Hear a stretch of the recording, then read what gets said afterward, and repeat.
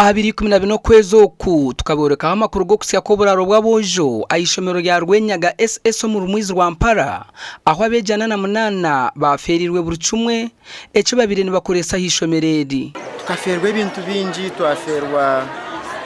emyenda y'abana ibitanda twaferwe imifarasi n'ibitabo byo nibyo no muturuku ya bireri ni kwe yagmetine kituyiremo nyomwe bazyo omwabashomesa bashomira yishomereri abakwatireho nebyo kweshweka abo kuba bingi babire ne barara beshwe kiriguru obunobuvunanizibwa bwa government most especially government is bitundu local government akwazi kabene zirukangira ko tukubasa kumanya abana abadomu kuyahire nibarara bata abana ba government shimekwa nebereka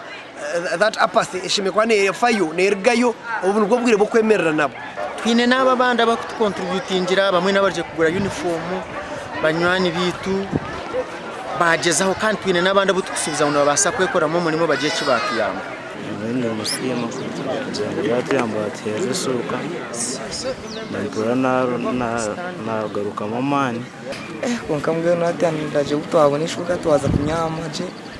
twiraleje nembe bitabugitu bitambuleje kurunji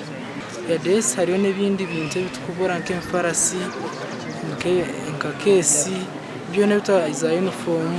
kare kuri kimwe cyo nesho mweje ari kwete ari kubana itenga kureka ngo yabaho nkabuzema nakachena kango kiyatwereza bitumusima mubanjizo bahira amashuka ashabire government hamwe nabebembeza abandi okwera bejaba na dormitory itagakombekwa abana bakafuna yibarara umuntu wene cyane atakahura nati natobundi ni kice atobundi baza kukigaya ija oyirukanjira abana aba obakwatireho tutukwatira abana bo kanabazire na nishomero